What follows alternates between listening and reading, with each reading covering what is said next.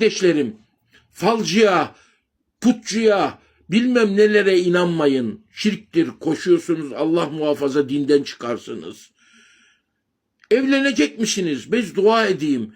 Allah salih ve salihalardan nasip eylesin.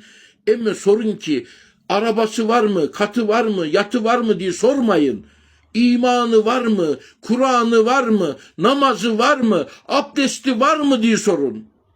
Ondan sonra bakın televizyon kanallarında görüyorsunuz boyuna intihar edenleri, karılarını öldürenleri, kocasını bıçaklayanları. Neden oluyor bu biliyor musunuz? Allah yolundan uzaklaştıklarından oluyor. Mürşidi olmadığından diyor. Bazı antikalar bana yazıyor. Allah Resulü bize yeter, bize de yeter. Ama Allah Resulüne ulaştıracak Allah dostları vardır. Allah dostlarıyla Allah'a ulaşırsın. Sen o zaman hasta olduğunda